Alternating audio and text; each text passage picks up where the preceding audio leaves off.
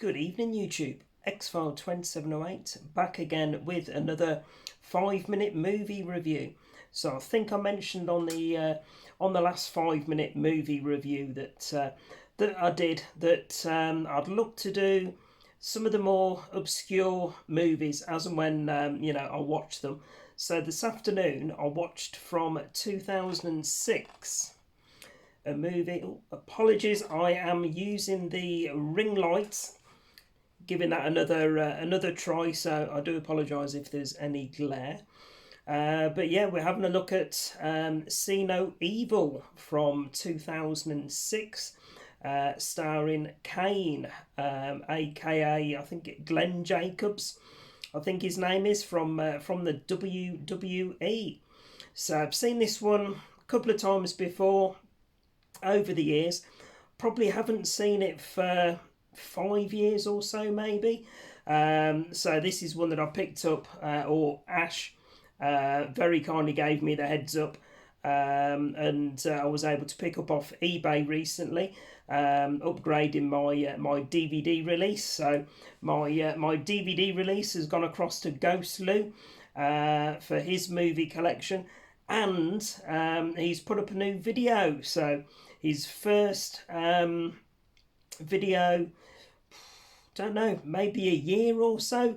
So long overdue, but he's getting the buzz for movie collecting. Just like myself, chip off the old block and all that. Yeah, he's put up a pickups video on his channel this afternoon, guys. So link in the description to GhostLews channel. So if you're into your movies, which I'm sure the majority of you are, not just here to see my charm and good looks, then head over and check GhostLews channel out and give him some support with a subscription as well. Very much appreciated. Anyway, getting back to this, guys, this was a 2006 release. Like I say, starring Kane from the WWE as the main protagonist or villain in the film. So those of you that know Kane all know that he's 7 foot tall, I think, and 400 pounds. So a very imposing villain, as you can imagine. So I'll read very quickly the back of the box, guys, and then I'll share with you my thoughts on the movie. So, blimey, that ring light, I've got a bloody blob or glow in front of my eyes, so can I see it? Right, 7 foot tall, 400 pounds, a rusty steel plate screwed into his skull, and razor-sharp fingernails that pluck out his victim's eyes like grapes from a fruit bowl. Meets reclusive psychopath Jacob Goodnight, holed up in the dilapidated Blackwell Hotel with nothing but his nightmares for company. This is until delinquents arrive for community service duty, along with the cop that put a bullet through Goodnight's head 4 years before. And the game is on against his indestructible force of nature with a major grudge. So, see some shots from the movie there, guys. And yeah, like I say, this is the first time that I've seen this movie in a few years now. And I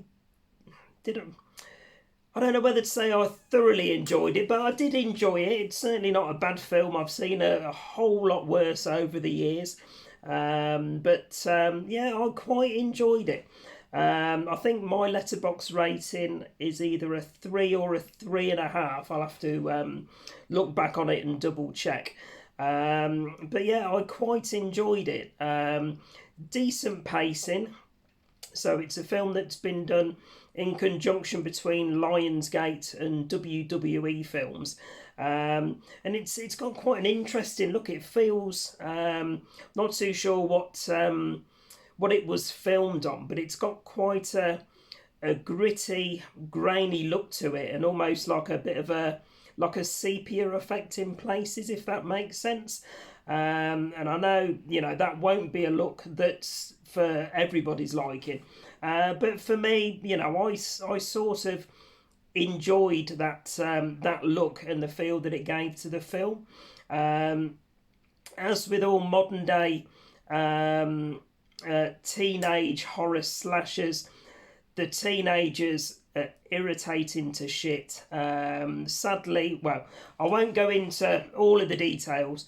The majority of them do get their comeuppance, if you like, over the course of the film. There may or may not be a couple of people that survive. That's all I will say.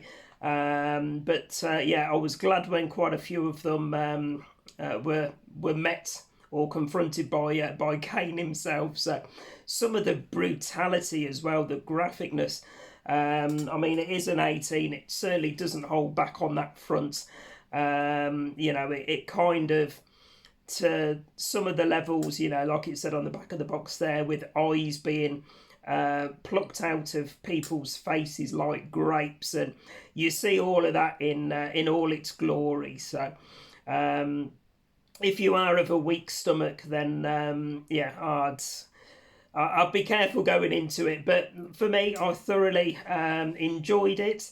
I thought Kane's performance, you know, considering he's a wrestler, to be fair, he didn't have many lines. It was just him as the imposing protagonist, if you like, within the movie itself. A couple of other characters. You've got obviously all the teenagers. You've got the police officer that met him originally many years ago. And then there's an old lady as well. But again, I'm not going to go into detail because there is a nice little twist towards the end of the film as well. So if you haven't seen it, then yeah, be interesting to find out if you sussed that twist out or not. But yeah, I was quite pleased with it. There is a 2014 release, See No Evil 2, which I haven't seen as yet. And considering how they left the end of this one back in 2006, I was surprised to see that they'd actually done a sequel. So for me, it'll be interesting to see how that film starts off, and if it's a decent level of brutality and that similar to this one. But yeah, for me, guys, like I say, 3.5 out of 5.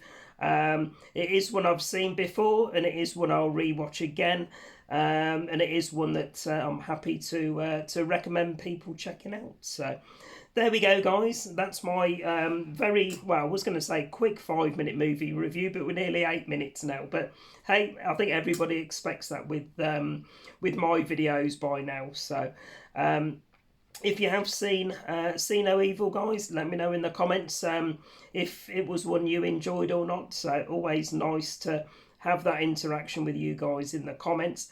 And if after seeing this movie review you decide to check it out for yourself, then again, let me know how you get on with it. So there we go, guys. That's the video for today. So as always, thanks very much for watching, and I'll be back later on in the week with another video. Check out GhostLews channel, link in the description. And as always, please remember to like, comment and subscribe. So see you next week, guys. Bye for now.